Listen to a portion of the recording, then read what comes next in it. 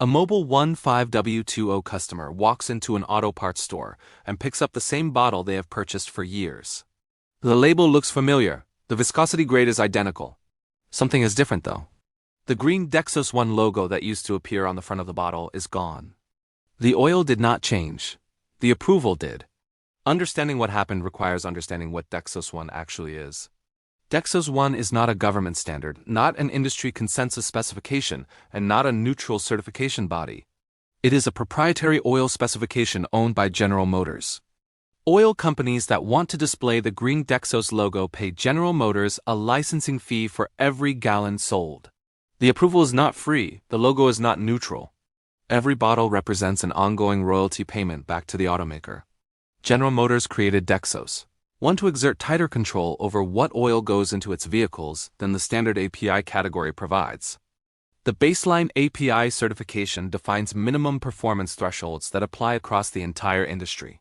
DEXOS-1 layers an additional set of requirements on top of those thresholds, specific to General Motors gasoline engines. Chain wear protection, low-speed pre-ignition prevention, and turbocharger deposit control all appear in the DEXOS standard. That engineering rationale is sound. The licensing fee structure is where the relationship between GM and the oil industry gets complicated. General Motors recently upgraded to DEXOS-1 Generation 3, the latest revision of the specification. To push fuel economy toward federal targets, GM designed Generation 3 around ultra-thin viscosity grades like OW20 and OW16. While GM technically allows 5W20 to qualify, the efficiency bars were raised so high that it requires an expensive additive package. The reformulation investment to push 5W20 through the Generation 3 test sequences is not a minor line item.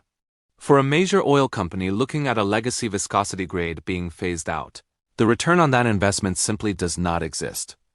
Paying to reformulate a shrinking category and then paying ongoing royalties to certify the result was a losing business proposition before the first gallon was blended.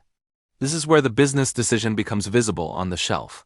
For a major oil company like Mobil 1 or Valvoline to continue displaying the DEXOS-1 logo on their 5W20 bottles after Generation 3, they would need to maintain licensing under the older Generation 2 standard. Generation 2 is still technically a valid designation. It still carries General Motors approval, and every gallon sold under it still requires a royalty payment.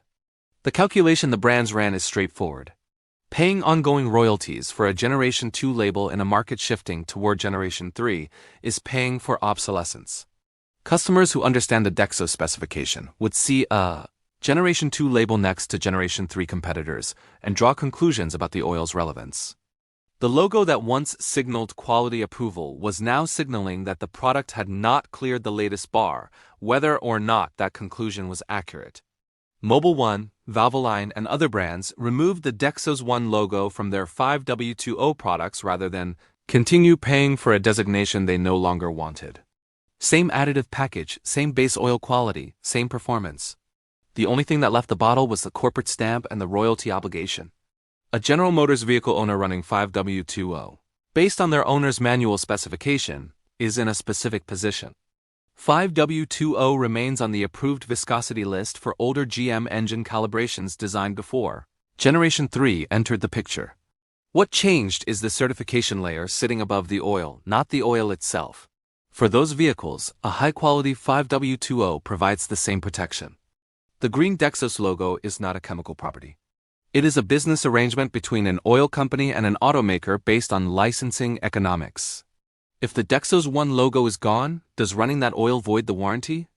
The answer runs through a federal law called the Magnuson-Moss Warranty Act. A manufacturer cannot void a warranty simply because the owner used an aftermarket product that was not the manufacturer's own brand or approved certification. To deny a claim, the manufacturer has to prove a causal connection.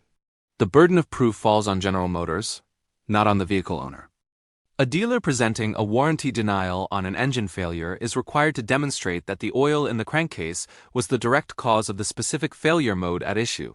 A high-quality oil meeting, the current American Petroleum Institute service standard, even without the DEXOS-1 logo, is not an automatic disqualifier for warranty coverage. General Motors warranty language does specify that oil must meet DEXOS requirements. That language is real, And service advisors at dealerships are trained to note what oil is in the vehicle when a warranty claim comes in. The Magnuson Moss protection does not make that language disappear from the warranty document. What it limits is how aggressively that language can be enforced when it comes to an outright denial of a claim. For AGM vehicle owners still under factory warranty, the guidance is not to ignore the DEXOS specification entirely.